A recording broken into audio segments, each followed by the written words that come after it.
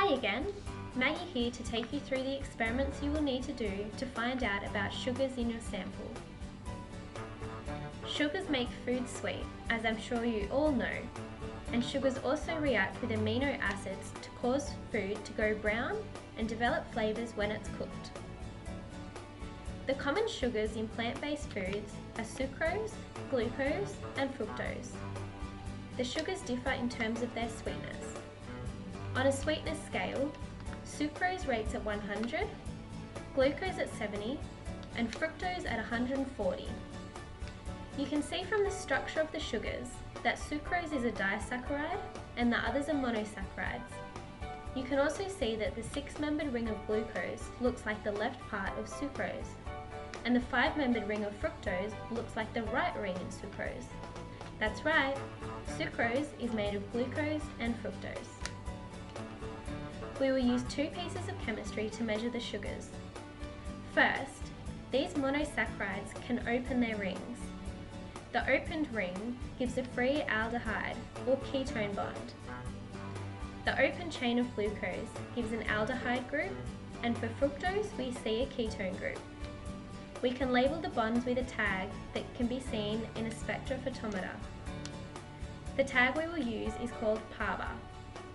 Sugars that can do this are called reducing sugars. Sucrose cannot open its ring, so the tag cannot go onto sucrose. The second piece of chemistry we'll use is to take the sucrose, which is not a reducing sugar, and break this bond using an enzyme called invertase. This breaks the sucrose into glucose and fructose, which are now reducing sugars, and now we can tag them. Okay, let's go and do the chemistry. We need to make a few solutions before we can get going with the chemistry. Extraction has been done for you because it requires 0.1 gram of powder to be extracted in 1 ml benzoic acid overnight. A couple of people in the group should centrifuge those extracts and collect the supernatant, and the rest of the group can start with making the 3 other solutions. To make the alkaline diluent, dissolve 14.7 grams of trisodium citrate in 250 ml of water. Then dissolve 1.47 grams of calcium chloride in 250 ml of water. Then mix these together. Then we add 20 grams of sodium hydroxide pellets and make to 1 litre with water. To make the PABA working solution, dissolve 5 grams of solid para-hydroxybenzoic acid hydrazide in 1 litre of the alkaline diluent. To make the invertase solution, dissolve 50 milligrams of invertase in 200 ml maleic acid buffer at pH 5.5. Now we're ready to do the assay. Take your extracts and for each sample, place 0.1 ml of extract into 2 test tubes.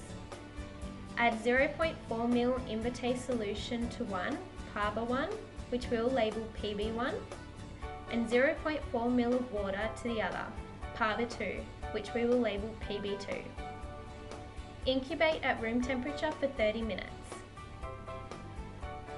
After the 30-minute incubation, take the 2 assays out.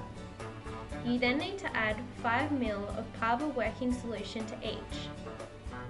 Mix, and then heat in a boiling water bath for 4 minutes. After boiling, we then need to add 10 ml of water to each test tube. Then we are ready to read absorbance at 415 nanometers. Onto the data analysis. We are now ready to determine the amount of sucrose in the samples. We do this by using PABA1 minus PABA2.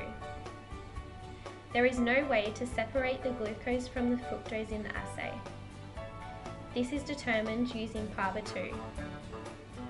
Now you're ready to draw some conclusions about whether your samples have fructose or glucose.